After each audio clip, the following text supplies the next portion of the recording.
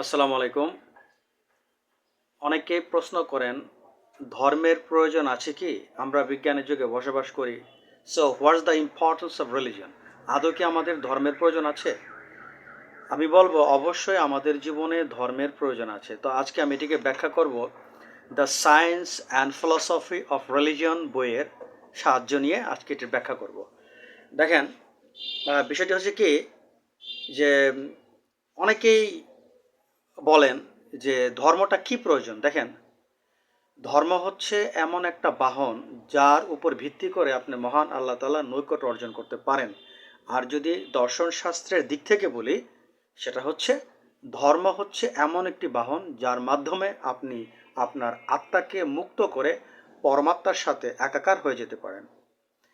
এখন কিছু কিছু শিক্ষিত লোক বলে থাকেন যে বর্তমান সময়ে মানুষ নানান সমস্যায় জর্জরিত, দারিদ্রতায় জর্জরিত, স্বাস্থ্য সংক্রান্ত প্রবলেমে জর্জরিত, বিভিন্ন সমস্যায় জর্জরিত। তো আমরা জানি এর কোনোটাই ধর্ম সমাধান করতে পারে না। সো ধর্মের প্রয়োজন কি? হ্যাঁ, আমি আপনাদের সাথে একমত, এর কোনোটাই ধর্ম সমাধান করতে পারে না। তার মানে এটাই নয় ধর্মটা মিথ্যা। ধর্ম দারিদ্রতা দূর করতে পারে না, মেনে নিলাম। ধর্ম অসুস্থতা দূর করতে পারে না, মেনে নিলাম। তার মানে কি এটাই ধর্ম মিথ্যা হয়ে গেল? কখনই নয়। দেখেন, ওই সকল লোকদের উচিত নিজ নিজ ফিল্ড থেকে কথা বলা। যেমন ধরেন, একজন ফিলোসফারকে মাপতে গেলে আপনার ফিলোসফি সম্পর্কে যথেষ্ট জ্ঞান থাকতে হবে। একজন সায়েন্টিস্টকে মাপতে গেলে আপনার সায়েন্স সম্পর্কে আপনার যথেষ্ট জ্ঞান থাকতে হবে। সো ধর্ম নিয়ে এই ধরনের কথাবার্তা বলার আগে আপনাকে স্টাডি করতে হবে, জানতে হবে। এটা হচ্ছে বিষয়টা। আমি এই সকল তথাকথিত শিক্ষিত লোকদেরকে তুলনা করে থাকি ওই শিশুর সাথে, যেই শিশুটি একটি বিখ্যাত বিজ্ঞানাগারে গেল এবং একজন বিখ্যাত সায়েন্টিস্টকে জিজ্ঞাসা করছে, আপনি কি গবেষণা করছেন? তখন সায়েন্টিস্ট বললেন যে আমি এমন একটা জিনিস গবেষণা করছি যেটা মানব জাতির জন্য বিশাল কল্যাণ নিয়ে আসবে। তখন শিশুটি বলল, তোমার এই যন্ত্রপাতি দিয়ে কি ভালো কেক তৈরি করা যায়? আমি তো খুব কেক পছন্দ করি। তো সায়েন্টিস্ট বললেন, না বাবা, কেক তৈরি করা যায় না। তখন শিশুটি বলল যে তাহলে এই যন্ত্রপাতির কোনো উপকারই নেই, এগুলো দিয়ে কি হবে? আসলে শিশুটি তার অ্যাঙ্গেল থেকেই কথাটা বলেছে। কারণ একটা শিশুর কাছে জগৎ বলতে সুস্বাদু খাবার, আনন্দ করা, এটাই। সে বিজ্ঞানের এইগুলো কিছুই বুঝবে না। তা ওই সকল তথাকথিত ব্যক্তিরা ওই ঠিক এরকমই, তারা ওই বিষয়ে জানেন না। আর এই যে আধ্যাত্মিকতার রহস্য কি, এইগুলো তাদের মাথায় ঢুকবেও না। তারা এগুলো বোঝারও চেষ্টা করেন না। তারা জগৎ বলতে এটাই বুঝান, আয় করছি, ভালো আছি, ভালো একটি বাসাতে বসবাস করছি, যোগাযোগ করার জন্য গাড়ি আছে, মাঝে মধ্যে ভ্রমণ করি, বিদেশ যাই, আনন্দ ফুর্তি করি, এই তো জগৎ এটাই। আর টাকা পয়সা আছে, অসুস্থ হয়ে গেলে ডক্টরের কাছে যাই। তারা হচ্ছে বস্তুবাদী দর্শনের শিকার। তারা এর বাইরে কিছুই বুঝে না, অনেকটা চার্বাক দর্শনের মতো।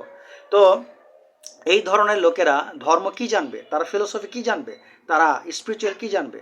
তারা ওই সকল শিশুদের মতোই, যারা এই ধরনের শিশুসুলভ কথাবার্তা বলে থাকে না জেনে। তো যাই হোক, এখন ধর্মের প্রয়োজনীয়তা নিয়ে আমি দুইটা পয়েন্টস তুলে ধরবো আজকের এই ভিডিওতে। আর বাকি পয়েন্টসগুলো যদি আপনারা জানতে চান, তাহলে সেম ভিডিওর দ্বিতীয় পর্বে আপনারা জানতে পারবেন ইনশাল্লাহ। তো আজকে আমি দুটো ইম্পর্টেন্স তুলে ধরবো। প্রথম হচ্ছে কি, দেখেন, ধর্মচিন্তা হচ্ছে মানুষের প্রকৃতিগত, মানুষের স্বভাবজাত। মানুষ ধর্ম চিন্তা করতে পছন্দ করে, মানুষের এটা প্রকৃতিগত।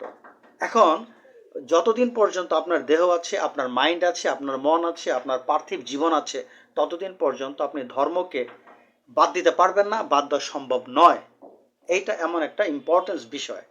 আর দুই নাম্বার ব্যাখ্যাটা হচ্ছে কি, দেখেন, আপনি যদি এই জগৎ সম্পর্কে জানতে চান, মহান আল্লাহ তাআলার লীলা, তার সৃষ্টি রহস্য সম্পর্কে জানতে চান, তাহলে অবশ্যই ধর্ম প্রয়োজন। এই ব্যক্ত জগৎ হচ্ছে অব্যক্তর এক অংশ। অর্থাৎ আমরা ইন্দ্রিয় দিয়ে, চোখ, কান, নাক, বুদ্ধি, জ্ঞান দিয়ে যে জগৎটাকে দেখি, এই জগৎটা কিন্তু অনন্ত আধ্যাত্মিক জগতের এক বালুকণা মাত্র। আর এই বালুকণায় আমাদের দৃষ্টিগোচর হয়, আমাদের ইন্দ্রিয়ে সাহায্যে আমরা দেখতে পাই, আমরা বুঝতে পারি। এটা হচ্ছে আমাদের ইন্দ্রিয়লব্ধ জগৎ। এই ইন্দ্রিয়লব্ধ জগৎ এবং আধ্যাত্মিক জগতের মধ্যে যদি আপনি একটা ব্যাখ্যা জানতে চান, এই ইন্দ্রিয় লব্ধ জগৎটা কি, আধ্যাত্মিক জগৎটা কি, সৃষ্টি লীলা জানতে চান, আপনাকে অবশ্যই ধর্মের সাহায্য নিতে হবে। এক্ষেত্রে ধর্মের প্রয়োজন। তো যাই হোক, ভিডিওটি ছোট করে বললাম। আজ এ পর্যন্ত। সবাই ভালো থাকেন। আল্লাহ হাফেজ।